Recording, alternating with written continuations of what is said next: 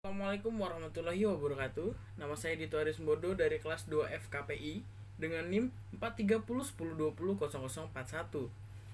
Di sini saya akan menjelaskan kembali tentang isi buku yang pernah saya baca dengan judul Apa Itu Sedekah. Buku ini tuh cukup menarik karena ya dari judul gitu.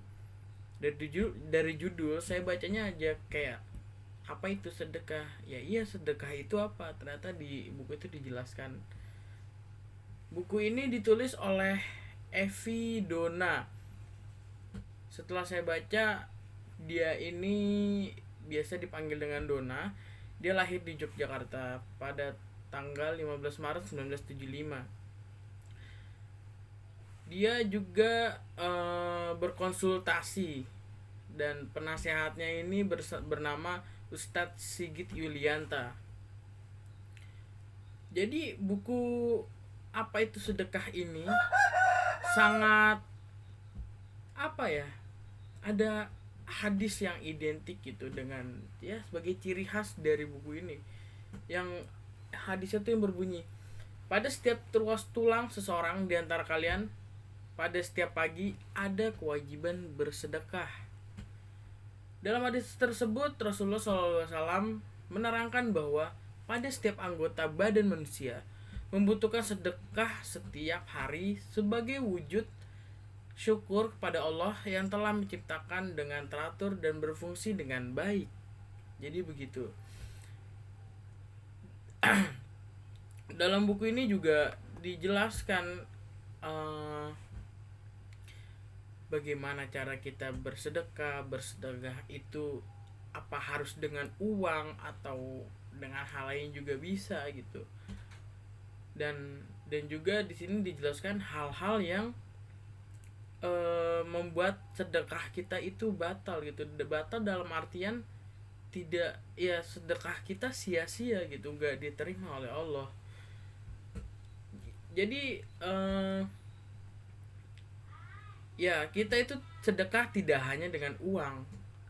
Kalau kita nggak punya uang, kita bisa dengan memberikan senyum yang tulus, dan juga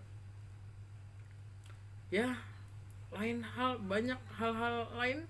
Kita memberi minum itu juga sudah bersedekah kepada orang yang membutuhkan. Dalam buku itu, bukunya tuh seperti komik gitu. Jadi dia menjelaskan melalui ilustrasi agar pembaca tuh mudah memahami, terutama ya di kalangan anak-anak muda gitu. Anak-anak ya kelas-kelas SD kelas 5 sampai kelas 6 lah, untuk mereka belajar. Saya pun beli buku itu ketika saya kelas 1 SMP. Saya sangat tertarik dengan buku itu, dengan sampulnya, dengan ya judul dan juga isinya ternyata itu. Dan sekarang bukunya hilang, cuma saya masih ingat karena ya saya berkali-kali membaca buku tersebut. Diilustrasikan bersedekah. Jadi ceritanya gini, ada seorang bapak-bapak, dia pedagang asongan. Nah, terus ada ibu-ibu membelinya. Nah, ibu ini melihat si bapak penjual ini terlihat sangat lelah gitu. Kemudian ya dengan niat yang tulus, ibu ini tuh memberikan minum air segelas kayak gitu. Nah, terus juga diilustrasikan kembali, ada seseorang yang penjual sol sepatu yang ya kurang gitu rasa bersyukurnya. Kemudian juga diilustrasikan dengan orang yang tidak memiliki tangan namun dia masih giat bekerja dengan membawa barang di kepalanya. Dia sambil jalan sambil ya mensyukuri hidup dengan apa adanya gitu. Tidak halnya seperti tukang sol sepatu yang kurang rasa bersyukurnya gitu. Dalam buku ini juga dijelaskan hal-hal yang membatalkan sedekah, maksudnya ya yang tidak diterima gitu mungkin sedekahnya. Yang pertama, menyebut-nyebut atau menyakiti hati si penerima. Nah, ini maksudnya kayak gue mau sedekah, kasihan sih dia gini gini gini gini nih, kayak gitu. Yo, si penerima yo sakit hati loh, ngerasa terhina dirinya gitu. Terus yang kedua juga ada ria, ya mungkin sudah pada tahulah mengenai hal ria ini, kayak ya kita mengumbar-ngumbar sedekah kita gitu ke orang-orang, kayak gue bisa sedekah nih ke dia, gue ngasih duit sekian juta gue, gitu. Ria namanya. Terus yang ketiga, harta yang disedekahkan itu yang paling buruk. Jadi kesian nih si bapak ini, oh iya di rumah kan ada ini, ada nasi basi, kasih aja biar dia makan gitu. Itu kan sesuatu hal yang buruk gitu. Allah hanya memberikan harta yang baik gitu.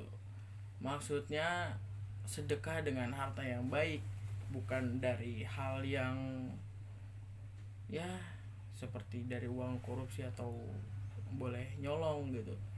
Ini ada sedikit tambahan aja, saya searching dari internet.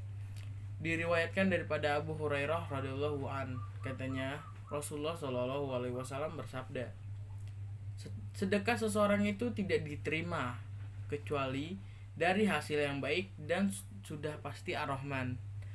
Allah yang maha pengasih akan menerima hasil sedekah itu dari kanannya, walaupun sedekah itu hanya berupa sebiji kurma. Lalu sedekah tersebut dijaga di sisi Allah yang maha pengasih sehingga menjadi lebih besar dari gunung, sebagaimana seseorang di antara kamu membesarkan anak kuda atau anak untanya. Hadis riwayat Bukhari Muslim. Jadi gitu aja, sekian yang bisa saya sampaikan, kurang lebihnya mohon maaf. Wassalamualaikum warahmatullahi wabarakatuh.